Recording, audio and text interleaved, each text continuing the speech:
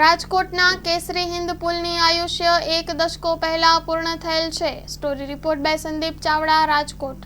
કારણ કે હમણાં સાંદેચરમાં જે ગંભીર દુર્ઘટના બની એમાં પહેલેથી જ જ્યારે તંત્ર અવેર હતું, અમારા નેતા ભાઈ શ્રી અમિતભાઈ ચાવડાએ પણ 10/10/2022ના રોજ રજૂઆત કરેલી હતી લેખિતમાં કે ભાઈ પુલની જર્જરિત હાલત છે, સારી કન્ડિશનમાં નથી, તો તમે તપાસ કરવો। પણ તંત્ર અને અધિકારીઓ ગાઢ નિંદ્રામાં જ રહ્યા એટલે આ દુર્ઘટના બની। અને આજે જ સવારે સાંભળવા મળ્યું છે કે 18 જેટલા લોકો મૃત્યુ પામે છે ને હજી તો વધે આંકડો તો કોઈ નવાઈ નહીં।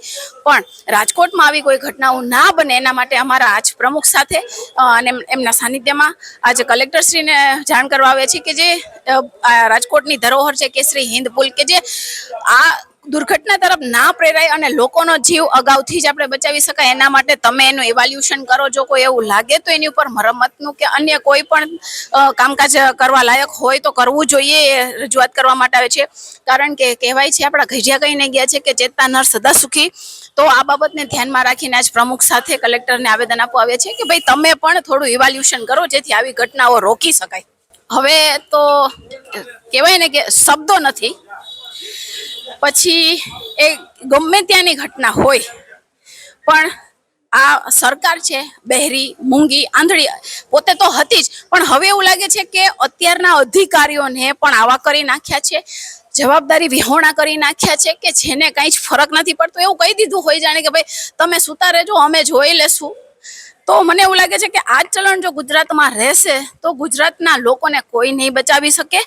કારણ કે દિવસે ને દિવસે કોઈ ને કોઈ ઘટના બનતી જ રહે છે। અને તમે જ્યારે માર્ગ મકાનની કે અન્ય સ્વાસ્થ્ય સેવાઓની વાત કરો, એજ્યુકેશનની વાત કરો, કોઈ પણ જગ્યાએ ભ્રષ્ટાચારની સીમા મૂકી દીધી છે।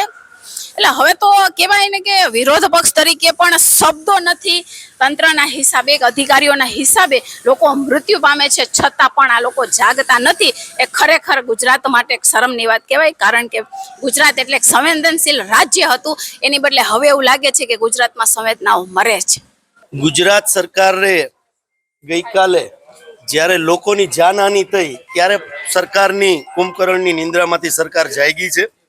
ત્યારે સમગ્ર ગુજરાતમાં કલેક્ટરોને સૂચના આપવામાં આવી છે કે જ્યાં જ્યાં આવા બ્રિજ છે એની ચકાસણી થાય।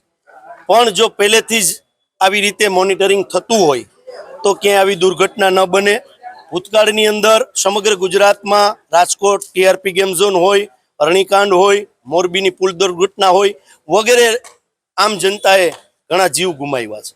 જો ત્યારે કડક કાર્યવાહી ભારતીય જનતા પાર્ટીની બેરી અને આંધળી સરકારે માત્ર સામાન્ય અધિકારીઓને પકડી અને જે સંતોષ માન્યો, એની જગ્યાએ જે ભારતીય જનતા પાર્ટીના જે તે ડિપાર્ટમેન્ટના હોદ્દેદારો પણ એમાં સંડોવાયેલા છે, જે અધિકારીઓને તાકાત આપે છે ભ્રષ્ટાચાર કરવાની, જો એક દાખલો બેસાડ્યો હોત, એમની પણ પાર્ટીના જે લોકો સંડોવાયેલા હતા એમને પણ જો જેલ પાછળ ધકેલા હોત તો કોઈ પણ ભારતીય જનતા પાર્ટીના આગેવાનની હિંમત ન થાત કે અધિકારીની હિંમત ન થાત। પણ માત્ર તપાસનું ડીંડક કરી અને સંતોષ ભારતીય જનતા પાર્ટીની સરકાર માને છે। અત્યારે અમે રાજકોટ શહેર કોંગ્રેસ પરિવાર દ્વારા રાજકોટની જનતાને સાથે રાખી અને જનતાની વેદનાને વાચા આપવા માટે હું આપને એક જ બ્રિજની વાત કરીશ કે રાજકોટનો કેસરી હિંદ પુલ જે છે એ 1879ની અંદર 1879ની અંદર રાજાશાહી વખતે એ પુલનું નિર્માણ થયું હતું। માત્ર 10 મીટરનો રોડ હતો। 65ની જ્યારે વોર થઈ, યુદ્ધ થયું, ત્યારે જામનગરથી આપણી ટેન્કો આ જ કેસરી હિંદ પુલથી થઈને કચ્છ ગઈ હતી। એ રીતે રાજકોટ અને જામનગરને જોડતો આ કેસરી હિંદ પુલ હતો।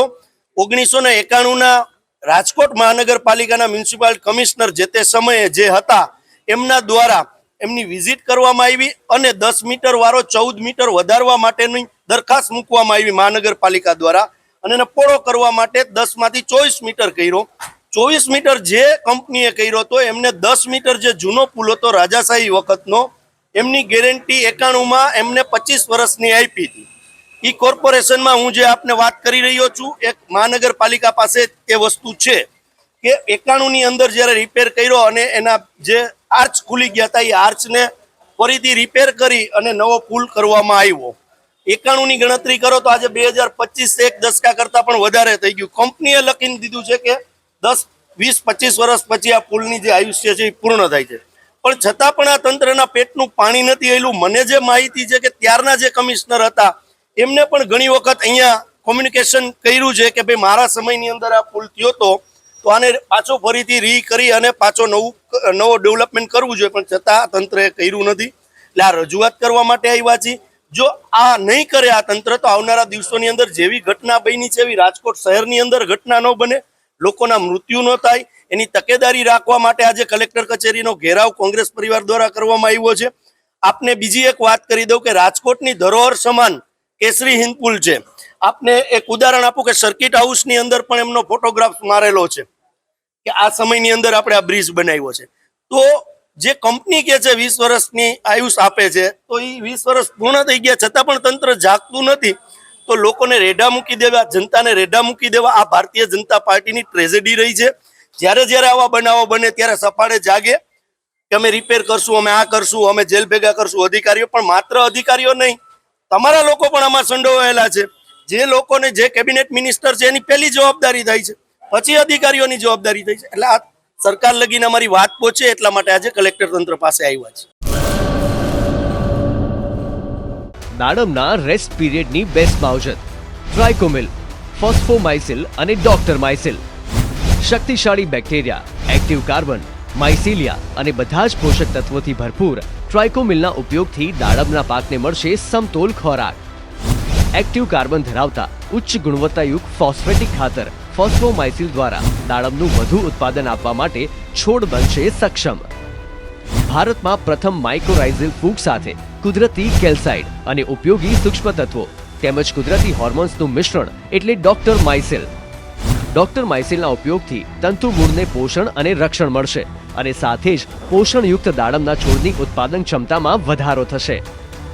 દાડમની ખેતીને બનાવો દમદાર, રેસ્ટ પીરિયડમાં પોષણ આપો જોરદાર.